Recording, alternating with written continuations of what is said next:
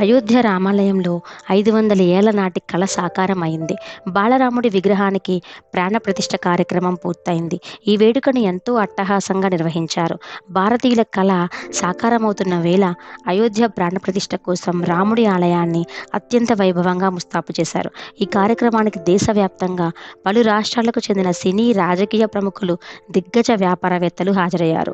పారిశ్రామికవేత్త Mukesh Ambani, Indian legendary cricketer Sachin Tendulkar, legendary నటుడు అమితాబ్ బచ్చన్ సహా పలువురు అయోధ్య చేరుకొని అపూర్వ ఘట్టాన్ని తిలకించారు. అయోధ్య రామయ్యకు పలువురు ప్రముఖులు భారీ కానుకలు సమర్పించారు. ఈ సందర్భంగా రిలయన్స్ ఇండస్ట్రీస్ అధినేత ముఖేష్ అంబానీ ఫ్యామిలీ భారీ విరాళం అందించారు. అంబానీ ఫ్యామిలీ తరపున రామ జన్మభూమి తీర్థక్షేత్ర ట్రస్టుకు 2.51 కోట్ల విరాళం ఇచ్చారు. బాలరామయ్య ప్రాణప్రతిష్ఠ చూడడానికి అయోధ్య వెళ్లిన ముఖేష్ అంబానీ, నీతా అంబానీ మీడియాతో మాట్లాడుతూ, దేశంలో ఎక్కడా చూసినా జై శ్రీరామ్ నినాదాలు వినిపిస్తున్నాయని, జనవరి 22 దేశానికి రామ్ దీపావళి అని అన్నారు. ఇది చారిత్రాత్మక ఘట్టం అని, చరిత్ర నిలిచిపోయే రోజు అది అని నీతా అంబానీ తెలిపారు.